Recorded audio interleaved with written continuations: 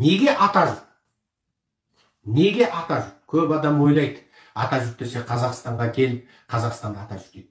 Қазақстан ата жұрт емес. Қазақстан қазақ дейтін халық жасайтын территорияның 5-тен бірі.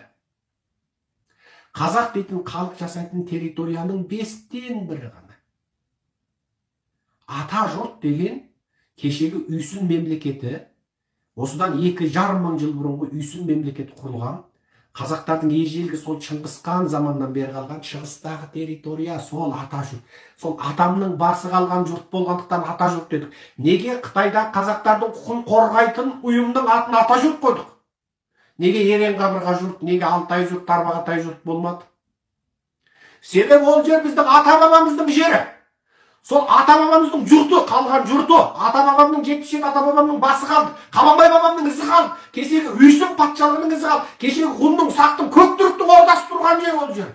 Сондықтан ата жұрт деп жазып, және оған күлтегін жазумен дизайн жасатып, ғалымнан дұрыс кеңесін алып, ол идея менікі, бірақ ана жазуды, дұрыс жазуды сол кісіден, бір әрім үшін сол кісіден кеңес алдық.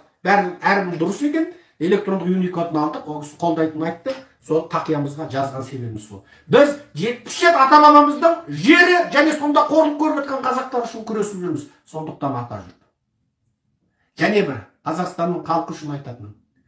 Ата жұртты ата жаудан қорғау керексіңдер. Қазіргі қазақ жоңғар шапқыншылығында отыр. Қазіргі Қазақстан жоңғар шапқыншылығының екіншісі толқынында отыр.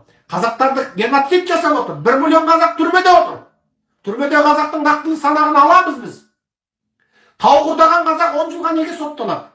Неге мұғалімдерді қызға тиісті педофил деп соттайды? Себеп қазақты өсірмеу, көктетпеу керек. Неге 30 жылдың ішінде 15 миллион қазақ әрең 16 миллионға шықты?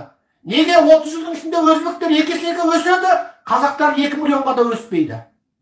Геноцид неге жерді қымбаттатады? Неге үйді қымбаттатады? Неге тұтас қоғамның басынан бақайына дейін пара жемқорлық жүйе жасады? Ол мына халықты құрту үшін, өсірмеу үшін жасаған дүние. Неге бүкіл қоғамда әділетсіздікті орнатады? Неге бүкіл жезөкшелікті, бүкіл құдай кек көретін казиноны бәрін қазақ жеріне алып келеді? Бұның барлығы айналып келгенде құдайдың қарғысы көктен жауып тұрсын деп, бүкіл жезөкшелер жүрген жерге құдайдың қарғысы тиеді. Бүкіл казино, құмар ойыны бар жерге құдайдың қарғысы тиеді. Бүкіл парақорлық, жемқорлық бар жерге құдайдың қарғысы жауады. Сөйтіп құдайдың қарғысын көктен жаудыртып, сорлатып отыр. Сондықтан қазақ алдымен рухани тазар, жүрегіңді тазар, идеяңды тазар, пара берме, параға қарсы тұр, парақорларды әшкереле, күреске шық. Арам өлме, өлетін болсаң жастықтың ала кет. Міне, сонда құдайдың разылығын ие боласыңдар. Қазіргі Қазақстан, Қазақстан емес, Жоңғарстан. Жоңғардың қырғыны, екінші жоңғар шапқыншылығы, екінші Ақтабан шуғында алқа көз сулама. Сондықтан ата жұрт. Яғни ата бабамыз құрған жұртқа ие болу үшін ата жұрт деп атаймыз.